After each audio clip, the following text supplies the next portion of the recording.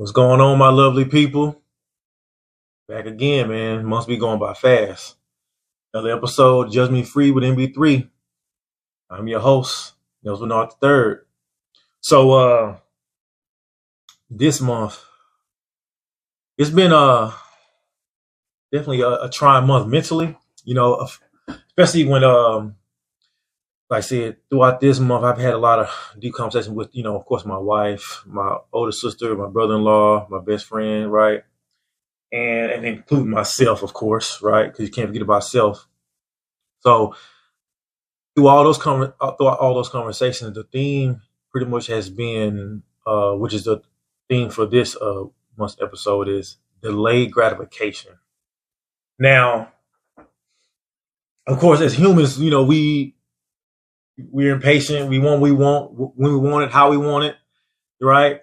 And we got a problem if we don't get it, right? So delayed gratification is not a sexy term or concept to most people, just because, like I said, if you work for something, you do a certain thing, then this should happen, or I should get this, or because I did that, then this should happen, or because I did this, I should receive that. So, a lot of times we get caught up in that. So, but what we don't realize that, God is in the background, always working, and, just doing the little things and sometimes the big things, right, to put you in position to be where you're supposed to be, or to be in a better position. And I know for me, just grasping that concept, it can be tough. And I'm a very patient person by nature, more patient than most, right? But still, it still gets to me to see how things start and how it pans out, and with no rhyme or reason, or kind of, just like why couldn't it just be like this or that, right? So I got three specific times in my career in the Marine Corps where I experienced delayed gratification and didn't know it at the time. But when you look back, of course, hindsight is always 2020. That it was better it turned out being good for me, or being better, for me overall. But it was painful, like obviously going through it, and you just don't understand certain stuff, right? And sometimes things are not for us to understand, right? We just go through things, we learn from them, and you go move on with life, right? So my first one was it was what, 2012, 2013. So in my first marriage, we had a medical situation to where it needed for me to stay in Beaufort, South Carolina, a little bit longer, right? I was past my time for my orders and everything, but my wife at the time needed me to be there for medical reasons, and to take care of her, and the Marine Corps, we either wasn't understanding or saying they couldn't help me, or I was going through my monitors, all my my leadership and everything, and it was making it real difficult, as though like it was an impossible task, right? So at the end of it, I ended up have to request masks and go above the people that was in charge of me, right?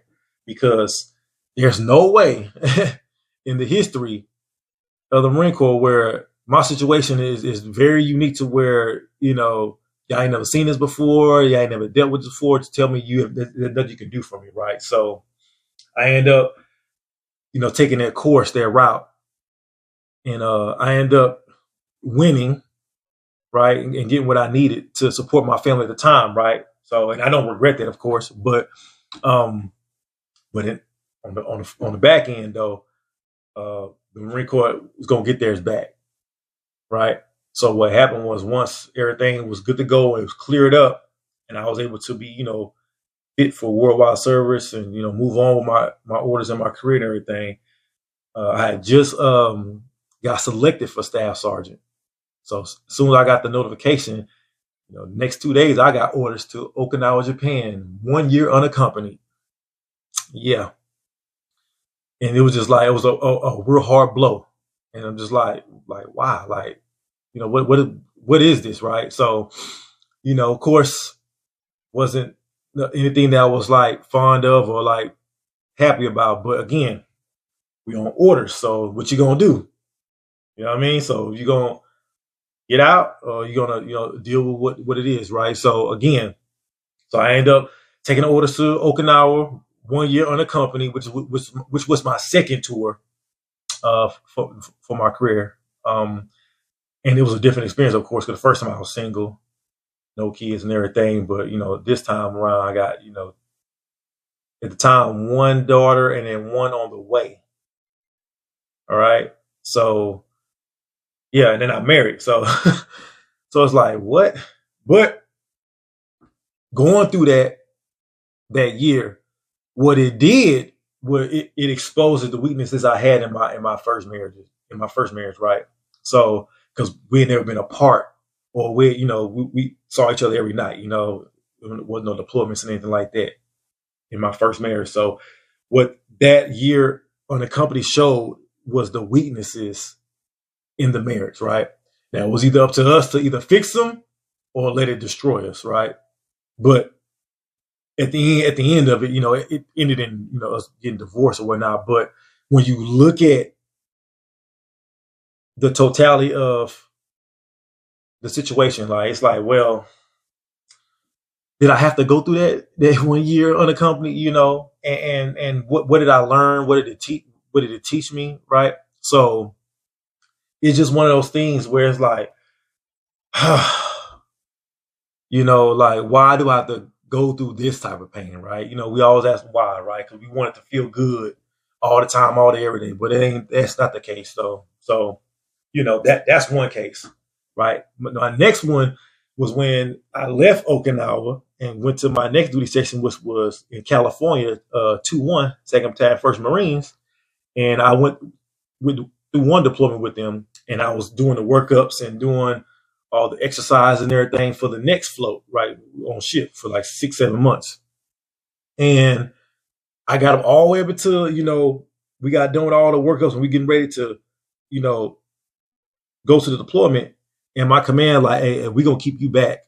We're going to leave you as a RBE, the remain behind element, and you're going to hold down the fort back here while we go off to this deployment. So again, I'm puzzled, like what you mean? Like, I'm sitting here with my guys, my Marines. I did all the exercises, went to the field and everything. Like I'm ready to go, So I challenged my leadership once again, like about the decision, like why me? Out of everybody, like why me? And I was really like irritated about this. And I mean, obviously, me questioning them didn't change anything. But so I ended up being the remain behind element for that 6, 7, 8 months for that particular position or whatnot, and it was crazy because I was going through divorce at the time, but I wasn't thinking about that. I'm just trying to view my team and professional development and everything, right? But then again, God working mysterious ways, because that time in 2015, 2016, that they left me back while I was able to just go home and go to work, go home, was so phenomenal because I was allowed and able to spend time with my daughters. Like when I say time, I mean like intimate daddy-daughter time. And I pretty much got them every weekend. And I look back at it now and it's like, wow, like that was the best thing for me. But I didn't know it though. I didn't know it because I'm just fixated on, okay, yeah, we going on deployment. All right, go on my team. Now I think about, me selfishly, it's like, okay, we got to do, we got to do. But man, when I tell y'all some of the best years I had with my babies, and I'm so thankful. I mean, I think about it all the time. Especially, with situation with my daughters now, which I'll get into later. But like, I mean, I got videos and pictures, and we went places and we did stuff like, and I didn't pawn them off. or like neglect them, and like not knowing, not knowing what it was going, what it was going to be 10 years later down the line. But it's just like, I think back and I just thank God that I responded to the call of being that present father when I could, and when it was presented to me. And again, delayed gratification, because again, I felt like I was missing out not going to deployment, right? But yet I'm gaining relationship and quality time with my babies, my three daughters. Man, when I tell y'all, I don't know what my mindset would have been if I didn't take that time to be with them and love on them and nurture them and guide them and teach them. I don't know where my mindset would be now in my current situation, in my current state now. So I always look back at that as my biggest delayed gratification moment, and that I responded the correct way. So y'all understand, man? Like, whew, like, God's still working on your boy. I'm telling you. I know I smile and good energy, and then when y'all see me or whatever, but God is still working on your boy, and that it brings me back to that moment, that year where I was able to be present. Not thinking about, what about this? I'm missing this. To be present with them, and the impact it made on me, and then also my daughters, right?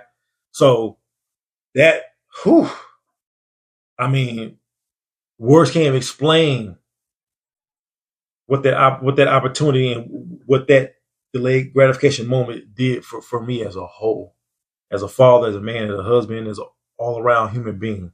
So I'm glad that it panned out that way, right? I used to question, but I don't question no more. I let it be, And then so my third one that I'm gonna cover is it was toward the end of my career. So 2022, 2023. I was at a second lad in North Carolina.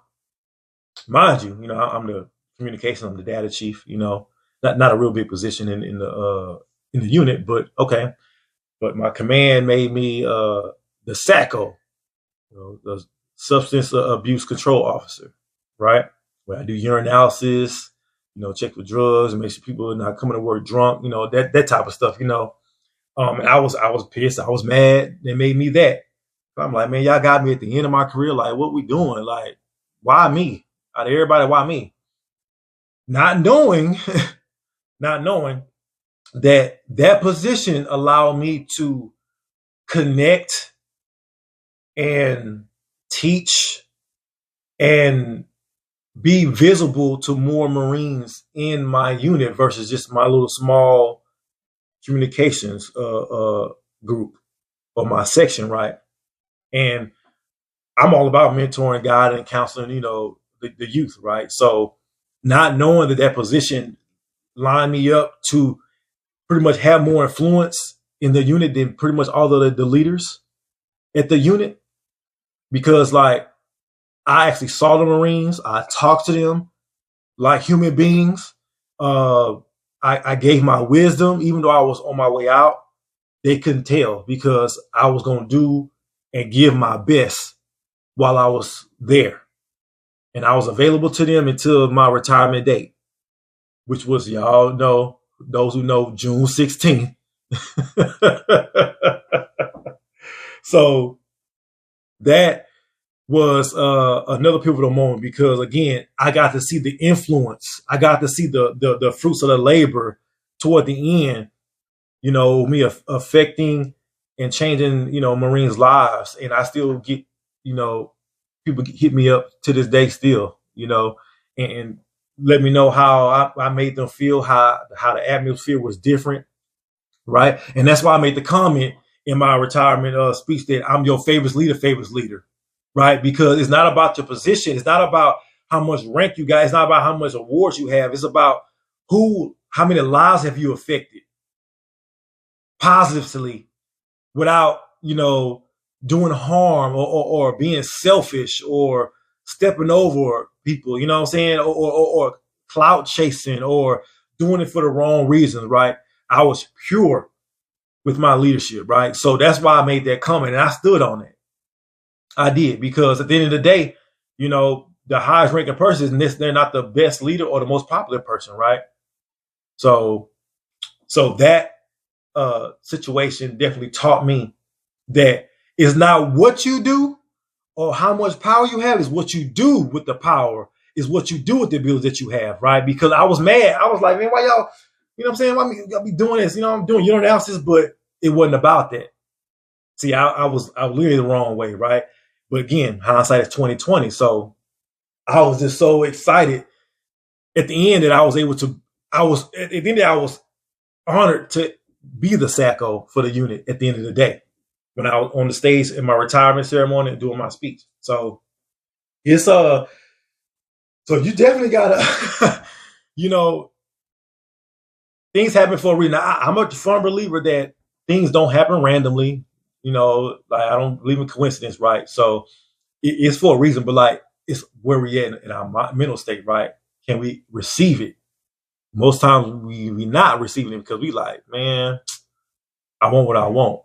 So, but it's just one of those things, and today marks me being 2 years retired from the Marine Corps. So like it went by so fast. 2 years. I mean, but I sit here and reflect on my life and my experiences because it's what makes us, right? Who we are.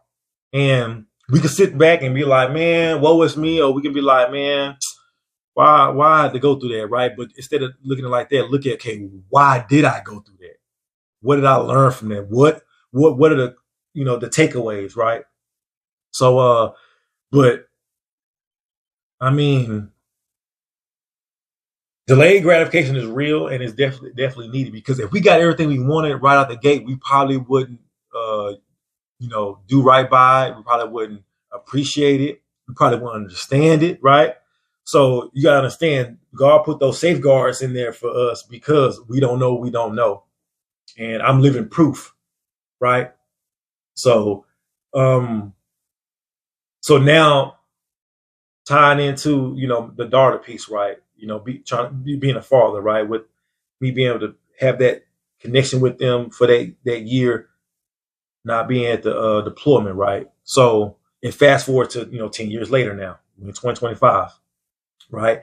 And it's a constant fight to connect and reconnect with my daughters, given the circumstances, the situation, and it's just it's not ideal, but what I can say is I can understand why fathers, I won't say give up, but I will say take a step back when it comes to trying to pursue their kids and being their kids' lives. When you really want to be, right, when you're trying to be, because at the end of the day, you don't have control, especially if you're not the custodial parent, right? You don't have control of the environment. So what I've learned is that I've entered, I mean, this is in the past few days, right? I've entered the final stage in grief, which is acceptance for me about my relationship with my daughters and that whole situation of, the pull and tug type thing, right? Because at the end of the day, you have to take into account the kid's temperament, the custodial parent's temperament, and not just what, you want as the father or as the non-custodial parent, right? So, and it's definitely a hard pill to swallow. I ain't gonna lie. It's a hard pill to swallow, but when you accept, like truly accept, like, okay, this is what it is, this is what it's gonna be, until, something drastically changes, and I get it. Why, men either throw in the towel, tap out, or take a step back, right? However you want to look at it. Because if you don't do that, now you harming self now, because you're trying so hard to elicit a certain outcome. Now your mental health is going to suffer, your bank account's going to suffer, and then you never know what the relationship with you and the kid, how it alters the relationship with you and your kids. So that is definitely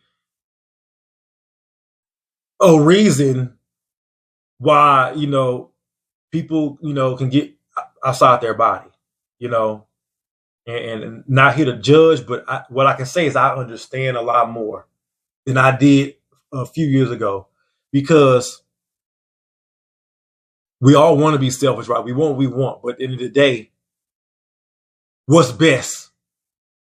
What's best for the children? What's best for your peace of mind? What's best for your own household, right? So, and the answer ain't always sexy, ain't always pretty. It's not. So it's just,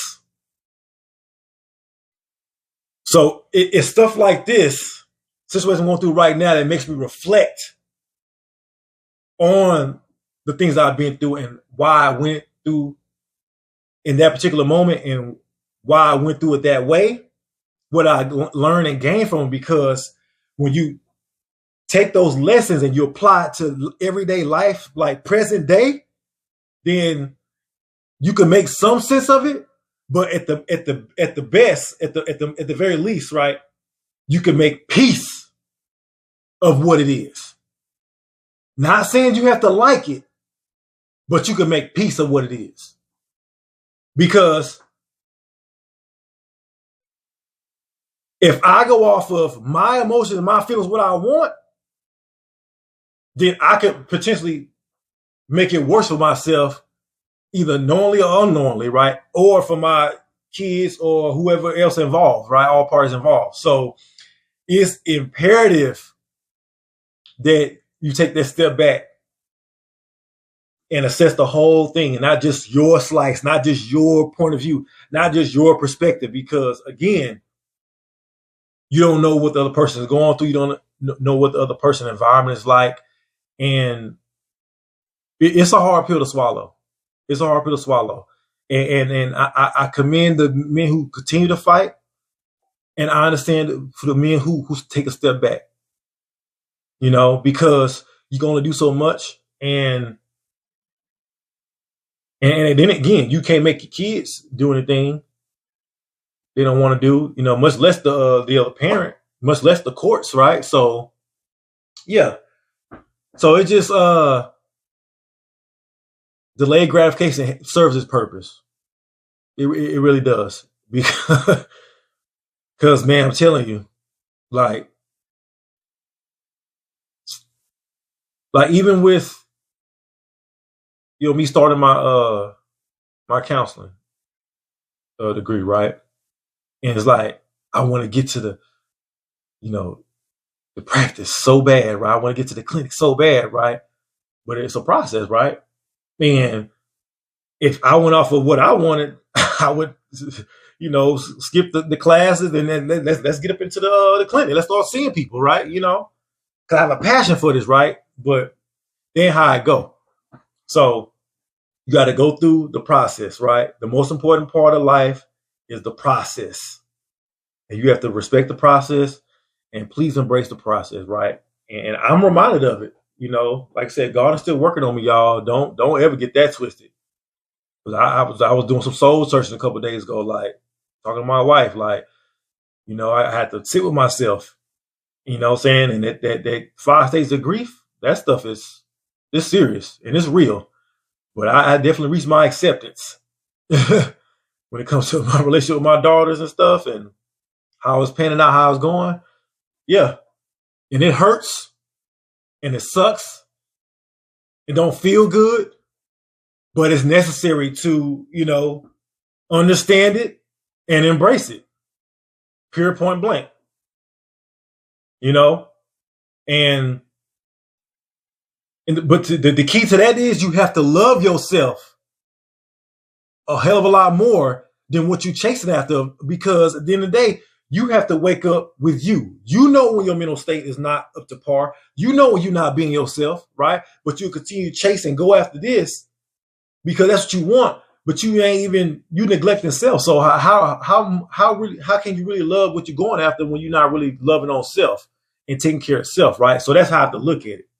And I used to thought that was like a selfish way of looking at it, right? Until I had to recontextualize it, right? Because again, we don't know what we don't know. So I can stand strong and firm that I wouldn't change anything in the past in those delayed gratification moments that I spoke about. because it got me to this point of understanding, to this point of peace. Okay, not just quiet, but peace, where I can maneuver and go about life, but at the same time recognize when I'm hurting, recognize when I'm, okay, I'm happy. But yeah, your boy's hurting inside when it comes to this situation, but life goes on and it ain't killing me. It's hurting me, but it ain't killing me. It's a difference. But that goes back to self-awareness, though. So I'm thankful for all of my delayed gratification moments. And that's just, 3 out of the many ones I've had in my life. And there'll be many more in my life. So I learned not to fight them. I learned not to challenge and question God about how he's going about my situation and my life. I just learned to roll with it, because you don't control what you can control. And once you really understand that, then life be a little bit more smoother, just a little bit less painful, just a little bit, because we still gonna take our lumps. We still gonna have to deal with this and that, but it is what it is. It is what it is. So again, I say these things not so for anybody that feels sorry for me. It's just to get it out there. Like, yeah, it saddens me. It hurts.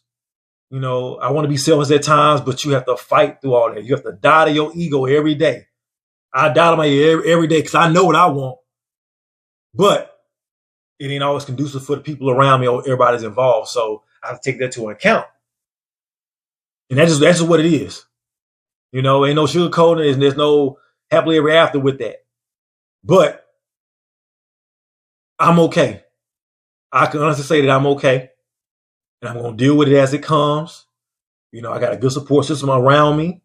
I'm in class for my passion right now. So life is good. It's just, it's certain spots in my life that's like, make me, weep and cry inside or literally cry. But I deal with those as they come. I don't push them down. I don't ignore them. I deal with myself. And I have to deal with myself a lot this past week, just this past week alone. But, I'm here. I made it through. But that means you can too, though. So it ain't no superpower. It's just something you got to decide to do. And that's that. So that's just what it is. But, but in other news, though, my stepson, he moved out. So 2 down, 1 to go. You know what I mean? So that's good. That's good. That's in a good direction, right? So, got some teachings, got some new habits, different way of thinking in life, and back out on his own. So yeah, so I mean, I get a chance to influence people, daily, but it's just, it is different when it ain't your kids, when you want it to be your kids, but it's okay. It's all right. God had definitely equipped me for whatever I'm going through, and however long I got to go through it, and whoever I got to go through it with. So that's not even a question anymore. But I'm here to just show you, like, look, you don't have to crash out. I understand, though, if you do, but there's other ways to deal with it, handle it, address it. Okay? I hurt inside. I get sad inside, but I'm also happy and I have peace as well, too. So I'm never going to be like, give y'all off balance. I got to show y'all both sides, because at the end of the day, we still got to live life. We still got to love us as individuals outside of everybody outside of us. So, and this is the best way I know how to do it, is giving my love out and my energy to whoever's going to see this and watch this. Okay. So yeah, but at the end of the day, I'm only one man. So if you like anything I said, or it moved you any kind of way, please like, share, subscribe, comment, tell your friends, or, just get the word out. Because again, it's not about becoming famous or clout chase. It's about just seeing something different. That's all I want to represent. Just something different. That's it. It ain't got to be the most popular. It got to be, just something different at the end of the day, because we need it, especially my fellas, my young black men, my black boys. Like, yeah, we need it. I see it every day. That's why I'm in counseling. They always telling me, hey, we ain't got no males in counseling, especially black males in counseling. Everywhere I go, went to a fair, intern career fair. They see me, I walk in, the room lights up because, again, it's not a bunch of us in this space. So I'm here to change that. I'm here to be something different. So whatever that looks like for you, do it. So that's my challenge to whoever's going to watch this, whoever know me, challenge to do something different. Not what's popular, not what's safe. Do what's going to make you different and will make the world different. And that's why I stand on that. So that's what I got for this month. And like I said, this ain't the end, but it's a journey. And I'm embracing my journey. Are you embracing yours? That's the real question. So, but yeah. Before I get up out of here, you already know. You know what I'm saying? Intellectualpower.net. It keeps me on my square. I don't know about y'all. I don't know what y'all taking, but as far as supplements, yeah, all natural. I'm good. So, and then, like I said, for my local people, hey, that Class bookstore, I visit every time I go to the campus on TSU. I go. You know what I'm saying? But Class bookstore, they online. They got social media. Get your books.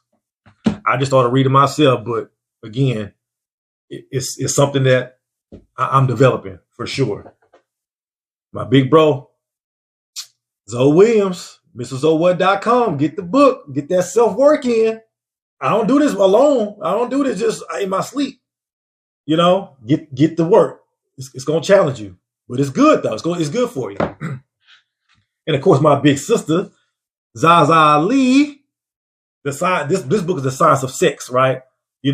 She has like so many different workbooks that I pass out and I order for my nieces and nephews and cousins, and so it's good work. But ZazaAli.com, like get that work. I ain't doing this stuff by myself, so yeah. But that's all I got for y'all. And of course, as you always know, I love y'all for free. I can help you, but I can't save you. And I'm a counselor in training, right? So it's different saying it now, but hey, it's still the truth though. But until next time, my lovely people.